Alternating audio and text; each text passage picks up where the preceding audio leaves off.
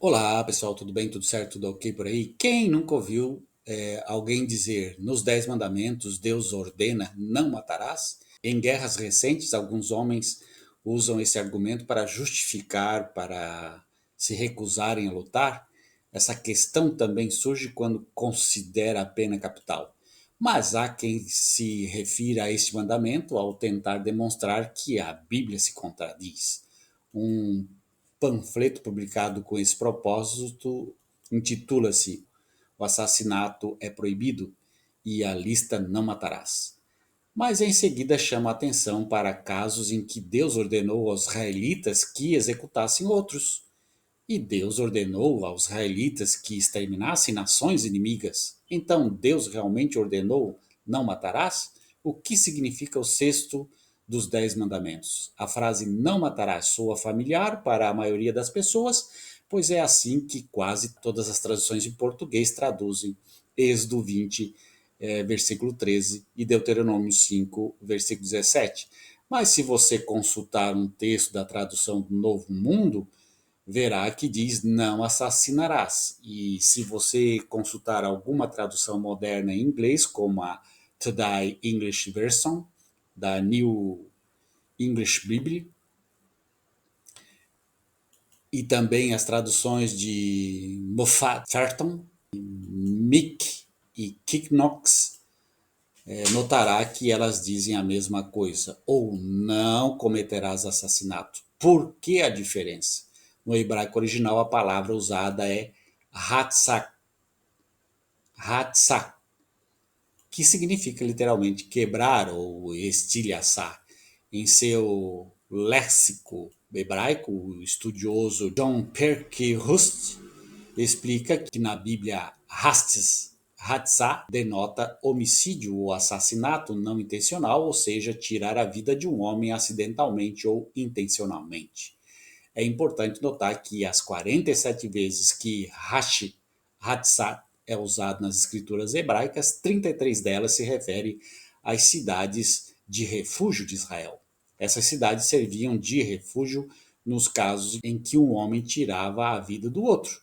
Se fosse determinado judicialmente que a morte não foi intencional, o perpetrador podia permanecer na cidade. Mas se a investigação legal levasse, entendesse que foi um homicídio premeditado ou deliberado, o perpetrador pagava com a própria vida. Tendo em mente essas duas possibilidades, observe que Hatzah é traduzido apropriadamente 3 vezes. Essas cidades servirão de refúgio para vocês e para lá o homicida que matar alguém involuntariamente deverá fugir. Mas se ele tiver matado alguém com uma arma de ferro, é um assassino. O assassino deverá ser morto. Em Números capítulo 35, versículo 6 e capítulo 11, versículo 34. Deuteronômio capítulo 35, versículo 6 e Deuteronômio capítulo 11, versículo 34. Outros versículos indicam que Hatzah geralmente se aplicava ao ato de tirar a vida humana ilegalmente, contrariamente à lei de Deus. Observe as coisas mencionadas em associação com isso em Oséias capítulo 4, versículo 2.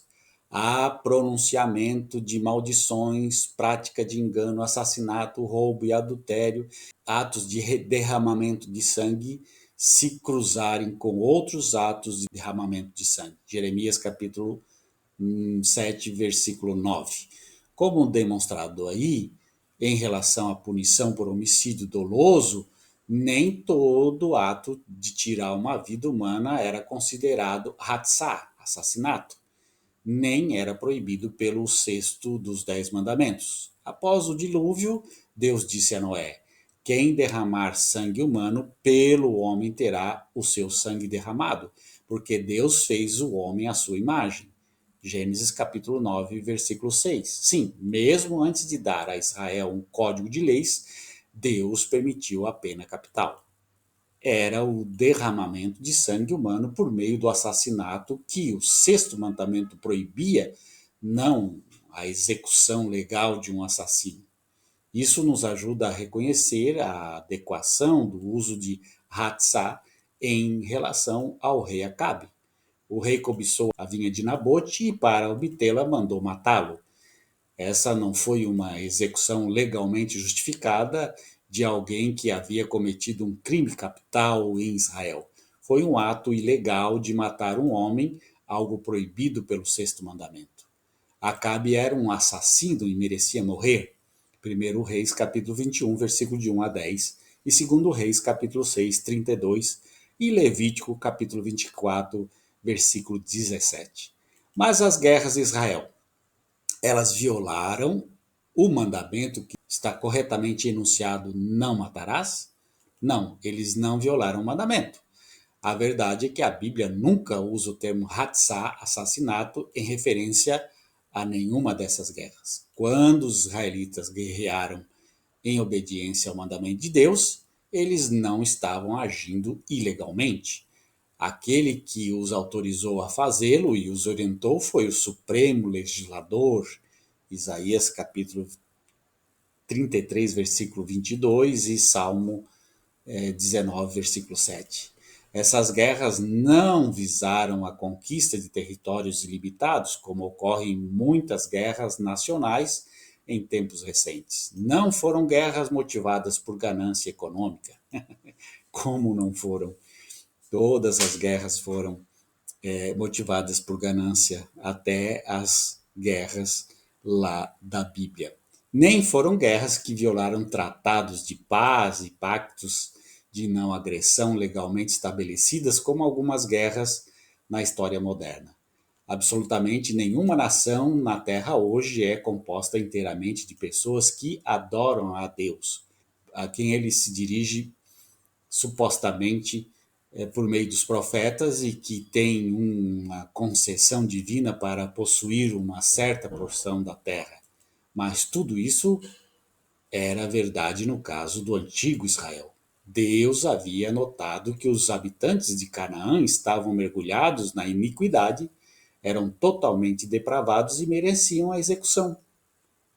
Isso está lá em Gênesis capítulo 15, versículo 13 a 21, e Levítico capítulo 18, versículo 24 e 25. Então Deus realmente ele toma a decisão de matar aqueles que ele acha que está na iniquidade, que não está vivendo aquilo que ele manda viver. Deus é mesquinho, ele dá livre-arbítrio, mas se você não fazer aquilo que ele quer, ele te mata. Como dono de toda a terra, determinou dar aquele território à nação de Israel. Então ele simplesmente mata as pessoas de um determinado lugar, porque ele entende que são ímpios, que não estão seguindo o seu mandamento, para dar para um outro grupo de pessoas. Deus acha isso legal, e as pessoas que seguem a Bíblia também acham isso legal. E sob a direção de comandantes que ele escolheu para esse propósito, Deus usou Israel para executar seu julgamento contra os cananeus. Deuteronômio capítulo 9, versículo de 4 a 5, e capítulo 12, 31, e Joséias capítulo 10, versículo 40. Portanto, quando os israelitas cumpriram julgamentos legais e moralmente justos de Deus, ou defendiam as terras que Deus lhes dera, não podiam ser culpados de violar o mandamento: não matarás. Então, se Deus manda matar, tudo bem, tudo legal, tudo certo, tudo ok. Quando Deus diz assim: assassina aquele povo, que eu quero que vocês vão para lá morar naquela terra, não interessa se a terra tem dono ou não, eu quero que vocês vivam lá, então vocês matem tudo e fiquem com aquela terra. Quando Deus diz isso, está tudo bem, tudo certo, tudo ok, segundo os textos bíblicos e segundo algumas compreensões religiosas. E quanto aos cristãos, visto que o sexto mandamento simplesmente declara que Deus já havia dito a toda a família humana por meio de Noé, ainda somos obrigados a evitar o assassinato? De fato, os capítulos finais da Bíblia nos advertem que os assassinos impenitentes experimentarão a destruição eterna na segunda morte. Apocalipse capítulo 21, versos 8 e capítulo 22, versos 15. Isso nos ajuda a compreender a importância de não praticar a prática de tirar vidas humanas sem autorização expressa de Deus. Em consonância com isso, os verdadeiros adoradores de Deus são profeticamente descritos em Isaías capítulo 2, versículo de 3 a 4, onde diz: Muitos povos virão e dirão: Venham, subamos ao monte do Senhor, ao templo do Deus de Jacó, para que ele nos ensine os seus caminhos. Eles transformarão suas espadas em arados e suas lanças em foices, nunca mais aprenderão a guerrear. Além disso, os cristãos são advertidos de que o assassinato nasce de um coração mau. Mateus capítulo 5, versículo 21 e 26 e capítulo 15, versículo 19. Se alguém permitisse que o ódio por um irmão cristão se desenvolvesse em seu coração, seria equivalente a um ser assassino, o que deve ser evitado. E em 1 João capítulo 3, versículo 15, portanto, a tradução não matarás não transmite verdadeiramente a essência do sexto mandamento. A tradução mais precisa seria não assassinarás. Compreender isso nos ajuda a compreender que as guerras de Israel não violaram o mandamento. Não assassinarás. Apenas cumpriram o mandamento de Deus, que seria mate se for em meu nome, se eu autorizar. Se eu não autorizar, vocês são proibidos a matar. Então a matança só é possível se Deus autoriza. Então na Bíblia nós temos várias matanças que foram autorizadas por Deus. Ele mesmo disse: vá lá e mate, faça isso com os amalequitas, mate um por um, mulheres, crianças, bois, animais, e só deixem as meninas que ainda não tiveram homem e fiquem com ela para vocês, fiquem com elas para vocês. Então Deus diz isso lá no texto bíblico. Então isso não foi violência de Deus, porque não foi assassinato, porque foi Deus que mandou. Isso tem cabimento, meu irmão, minha irmã? Não tem cabimento nenhum. É como se dissesse: Deus fez o ser humano e ele faz o que ele quiser dele. Se Deus matar, não tem problema nenhum, porque foi Deus que fez, ele pode fazer. Essa compreensão moral, ela é degradante, é horrível. E podemos entender melhor o significado do não matar, não assassinarás em relação à nossa conduta e atitude em relação a tirar uma vida humana. Então, eu tirar uma vida humana é assassinato, é matar. Agora, eu, em nome de Deus, fazer isso, Deus me mandou fazer isso, então isso não é assassinato, não é matar. É fazer a vontade de Deus. E isso tem aí de monte no Antigo Testamento, Deus mandando matar. Então, isso pode. E não contradiz ao mandamento. Onde tem cabimento uma coisa dessa? Um grande abraço, tchau, tchau.